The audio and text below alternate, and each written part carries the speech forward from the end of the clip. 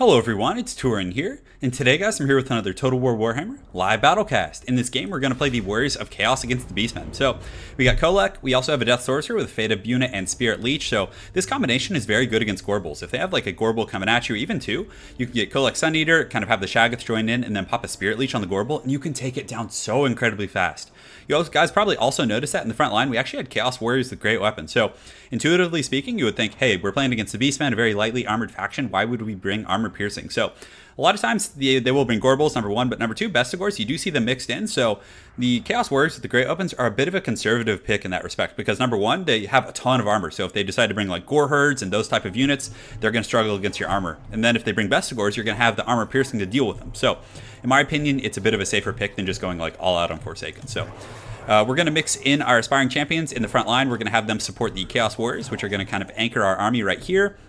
In the back, we're going to have our Forsaken kind of working the flanks because Forsaken, if you can like kind of lock down their cav with Chaos Warhounds and then use Forsaken to kind of come in and clean them up, you can just tear apart the Beastmen cav. So let's go ahead and set these guys up like so. We'll put one group of Forsaken in the back. So for example, if he like heavily overloads one of these Chaos Warriors and they take in a ton of shock damage, I can then send in those Forsaken really quickly, taking advantage of their speed to get in there and hopefully help. So we're going to put our Shaggoth Goon Squad right here, which can hopefully go after some of his heroic units. If he does have like, the only one I probably wouldn't snipe would be Morker, because Morker, for some reason, is just so resilient. Granted, KHOLEK is like one of the few things that probably could like take him out pretty efficiently. So we're going to put one group of Hounds right here and one group of Hounds over here. So they're going to kind of tag team it with the Forsaken on the flanks and hopefully be able to generate us some good value. So good, we're ready to go. Let's go ahead and line up our forces. It looks like he does have Bestigor, so that's pretty much the reason why you bring the the Chaos Warriors, because they will trade pretty efficiently with the Bestigors. Bestigors have high melee attack but very low melee defense.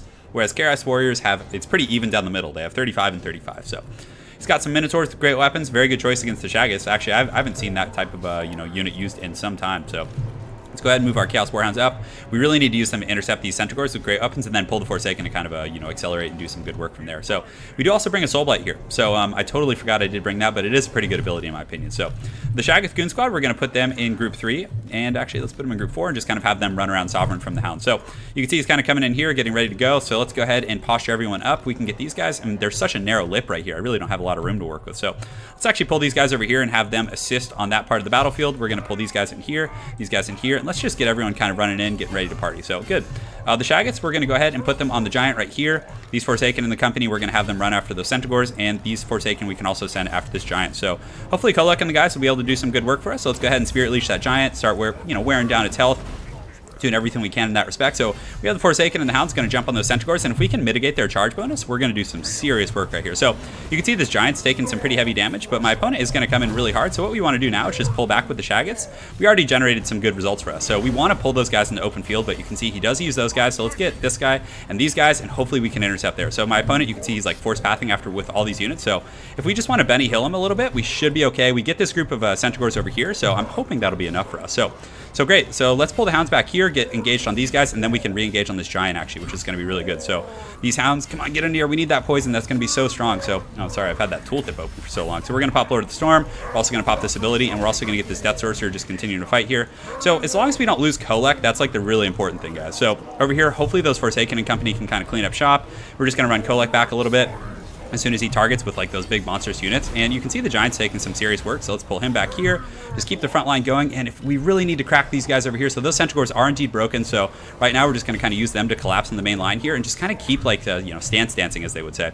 I just made that up. Nobody says that. So, okay, so we're jumping on here with these guys. He does have a pretty scary little goon squad here, so let's get an attack and then pull back. We're going to run KHOLEK like up and through the infantry line, and we just need to collapse his infantry corps. And then from there, I think KHOLEK and the goons can do pretty well. So let's go after that Brave Shaman with Death, just continue to kite with this Dragon Ogre Shaggoth. We do have some troops kind of coming back from route over here as well. So, oh man, this other group of Forsaken, totally forgot about them. So again, my apologies, guys. It's been a while since I played. I was actually on a work trip. So the videos you guys saw for, quite some time were actually just preloaded because I was like out of town for like a full week. So this is one of my first games back. So, okay, so he does have Kazrak in here. Interesting. So KHOLEK needs to kind of just scurry through the ranks, take advantage of his speed and all that other good stuff. Let's get these Shaggoths back online here. And these Forsaken, we can just have them collapse over here and, come help out with Big Papa KHOLEK. So another Spirit Leech going down for my opponent. So very, very well played. Let's get these Forsaken just right on top of those units. That's going to be really good. So get on that Giant. We can have these guys collapse on Kazrak, and let's have him kind of charge in here. And yeah, we got a lot of stuff coming back actually. So, you know, pretty even battle here for the most part. Although the bounce of power, you know, shows that my opponent is doing very well. So we're going to try and jump on Khazrak and see if we can kind of punish him a little bit here. Let's get these guys going here. And yeah, so we should be able to get some decent damage. And you can see the Gorbel here is kind of occupied a little bit. For a second, it looked like he was dual wielding. So we get a decent attack on Khazrak, but we need to like just be sticking and moving, that kind of thing. So this Shaggoth, we're going to get it on the Giant, see if we can kind of take advantage of our speed and go finish that guy off. And we have our caster. Unfortunately, it looks like our caster did die. So KHOLEK gets in there, does some pretty good damage. And we also get the Hounds coming in on the back of these Minotaurs. And he does have that Shaman still, which is a little bit precarious. So let's pop our leadership buff and just kind of run over here. We don't want to take too many attacks. So Khazrak's taking some work, but he does have the Scourge. So good. So we get away there. Let's go ahead and jump on the Shaman. And what troops do we have left? Do we have anything like in the distance here? I don't think we do. So good. We're just kind of keep working on this Bray Shaman here and hopefully be able to get a kill. It doesn't look like we're going to. So we get a good attack there, do some great work. And the Shaggoth here, man, I can't believe this thing's still fighting. So this Giant might actually go down. It's shaken. It's surrounded by a lot of infantry. And basically, even though the bounce of power is like really heavily in my opponent's favor, we just need to make sure we don't lose our leadership. That's going to be like one of the more important things here. So let's jump on Khazrak. It looks like we are able to do some work against that Giant. And let's go ahead and turn and fight. A lot of our troops still eager. So the army loss is not necessarily affecting us quite yet. Let's pop Lord of the Storm here on this guy. And we get a decent little attack there on Khazrak. Ooh, that was some heavy hitting damage. So the Giant has gone down. So we're going to go ahead and switch over there. See if we can do a little work. And let's send these guys after the Minotaur. So that Spirit Leech, though, doing some great work against us. So let's hit him there. Good. So we get that hit. Let's pull back because you can see the Gorbel's like pathing after us, so we need to take advantage of our speed right now and try and like push away. So you can see his entire goon squad is just force pathing right there, so that's some scary stuff. So good, so we get there, so we're going to turn around and go after Khazrak again, see if we can kind of womp on him. Oh no, my opponent's paying attention. Oh no, flee, flee. Run, you fool. So man, I took some heavy burst damage right there, so I'm actually shaken. So we need to run because we have a ton of infantry, guys. Like the bounce of power is really lopsided because of all these Minotaurs, but honestly, like the Minotaurs, we should be able to deal with them with our infantry if somehow like we can keep him occupied on KHOLEK. So okay, so we're going to run back in here, and how are our guys doing? So a lot of them are eager, steady. Some are shaken, which is a little bit scary. So do I want to try and snipe Khazrak and just go in for the kill? Just the death thrust, as they say. So we're going to run over here, see if we can like do a little bit of baiting, and it looks like Khazrak is going to kind of rout a little bit. So KHOLEK, let's go ahead and just have him go after some of these spears. And it looks like his Lord is so close to breaking, so unfortunately my forces do shatter at that point. Very well played to my opponent. That was an awesome game. So let's go ahead and end the battle here and take a look at things. So I liked his build. Like, it was very minimalist for the Beastmen. So my Forsaken weren't as effective, and I did forget that one group for a long time, which really sucked. But we did some okay work. I let my Death Sorcerer die a little bit too quick. I think I only got like 1 or 2 Spirit Leeches off. So yeah, good game to my opponent. Liked his build quite a bit. W Badger 13. We'll look forward to seeing you again on ladder. So we're actually going to make this a double cast. So let's go ahead and queue up here again. We're going to jump on here, and hopefully we can find a match. Maybe it'll be our buddy again. We can get a sweet, sweet rematch. But I do like that build against the Beastmen, the one with the double Shaggoths. It usually works pretty well. I think we were a little bit ineffective with our Lore of Light or Lore of Death. And then on top of that, we didn't really get too many good engagements with that second group of Forsaken, which I actually was using an auxiliary support. So what I wanted to do with them was actually like you pull them back and then re-engage up in the center. So okay, so we're playing W Badger again, and he is definitely a good player. So who do we want to play here? Let's play Bretonnia.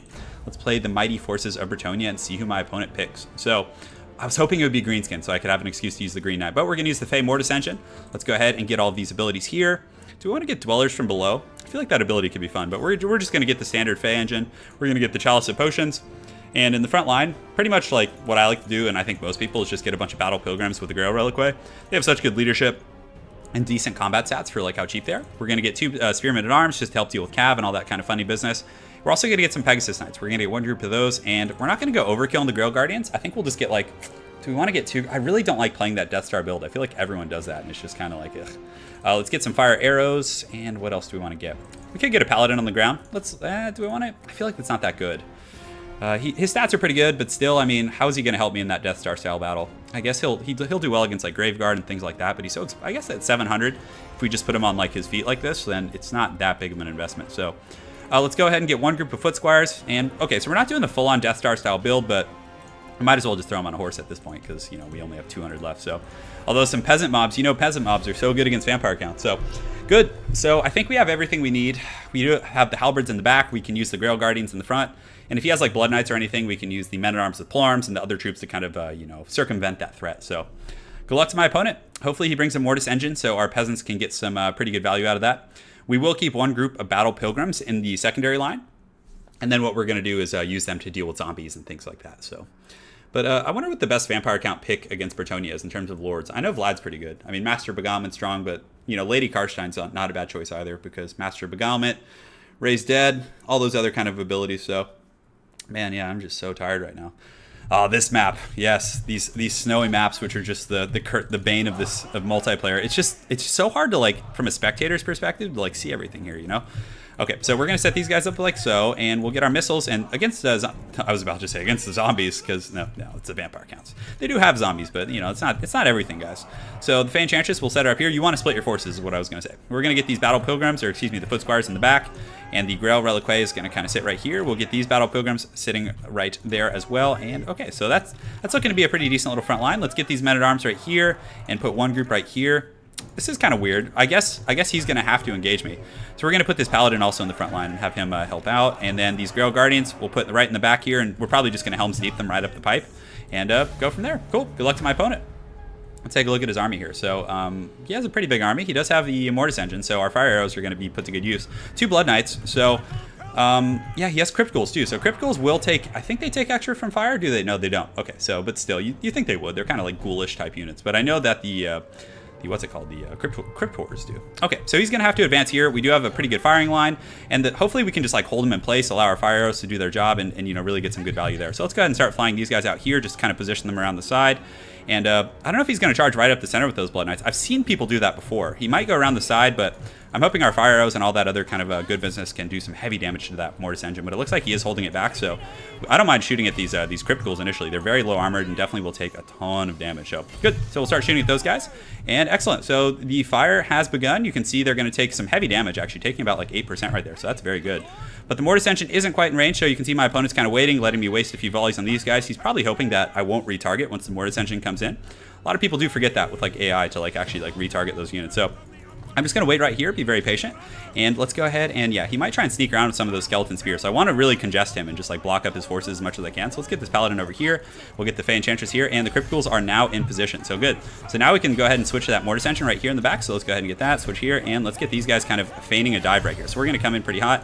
Unfortunately, I think I missed a charge on a few of my units, but you know, it's not the worst thing in the world. So great. So we're going to get these guys kind of pushed up here as well. Let's get these foot squires, and I just want to see where he sends those knights. That's kind of going to really, you know, determine where I'm going. So we'll go ahead and send these guys up, and the Mortis Engine, we're going to kind of fly in and get a charge and see if we can bait those Blood Knights back. So is he going to go for it?